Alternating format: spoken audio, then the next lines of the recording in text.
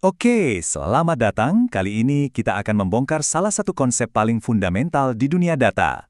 Sesuatu yang jadi fondasi dari hampir semua aplikasi yang kita pakai sehari-hari. Pernah kepikiran nggak gimana caranya platform e-commerce bisa ngatur jutaan produk, pelanggan, dan transaksi tanpa ada yang salah?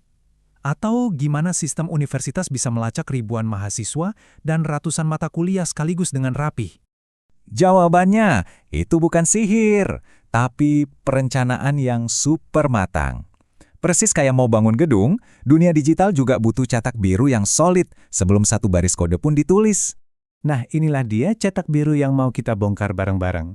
Diagram hubungan entitas, atau yang lebih sering kita dengar sebagai IRD. Gampangnya gini, IRD itu semacam peta visual. Peta ini nunjukin semua potongan data penting dalam sebuah sistem, dan yang paling krusial, gimana semua potongan data itu saling nyambung. Ini ibarat bahasa universal yang bisa dimengerti oleh semua orang di tim, mulai dari analis sampai developer. Jadi, isinya apa aja sih kotak peralatan seorang arsitek data? Intinya, sebuah IRD itu dibangun dari 3 komponen utama. Yuk, kita bedah satu persatu. Sebelum kita bongkar isinya, kita intip sedikit sejarahnya ya. Konsep ini tuh bukan hal baru.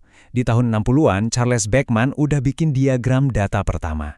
Tapi, puncaknya di tahun 1976, seorang ilmuwan bernama Peter Chen benar-benar bikin revolusi dengan model yang kita pakai sampai sekarang. Terutama idenya yang cerdas, pakai simbol belah ketupat untuk nunjukin hubungan.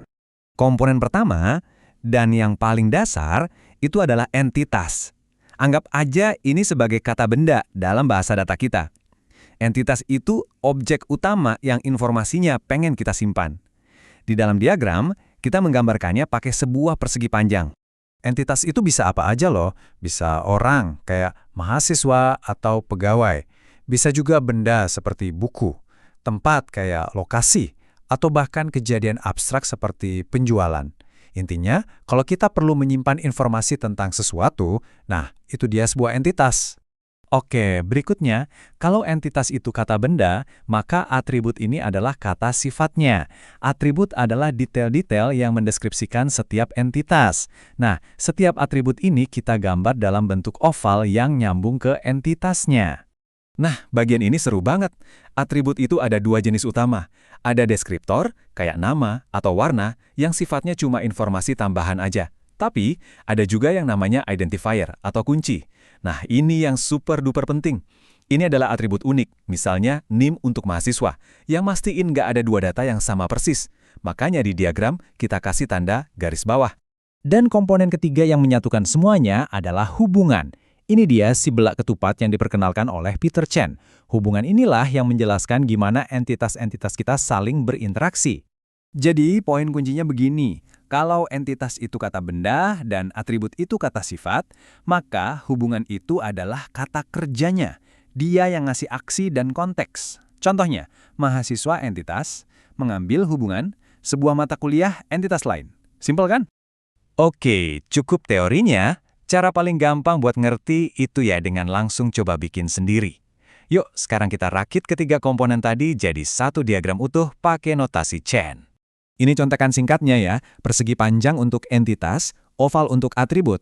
Ingat, yang ada garis bawahnya itu kunci unik, dan belah ketupat untuk hubungan. Udah siap? Yuk, kita mulai. Pertama, kita identifikasi dulu kata benda utama kita. Dalam contoh sistem universitas yang sederhana, kita punya 2 entitas utama, mahasiswa dan mata kuliah.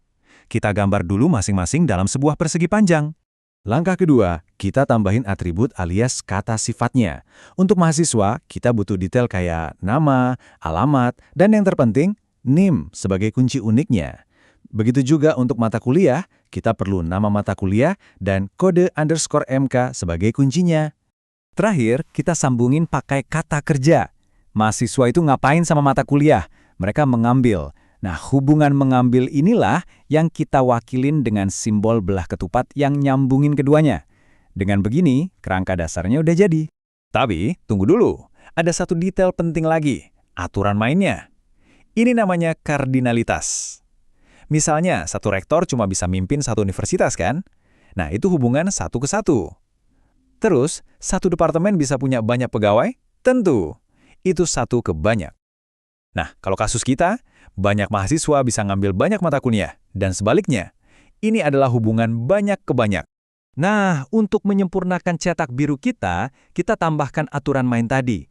Kita kasih notasi M dan N yang artinya banyak ke banyak. Dengan ini, kita secara tegas bilang kalau satu mahasiswa boleh ambil banyak mata kuliah. Dan sebaliknya, aturan mainnya sekarang jadi jelas banget. Jadi, setelah semua proses ini, mungkin ada yang bertanya, kenapa kita repot-repot bikin ginian? Apa sih gunanya cetak biru ini di dunia nyata?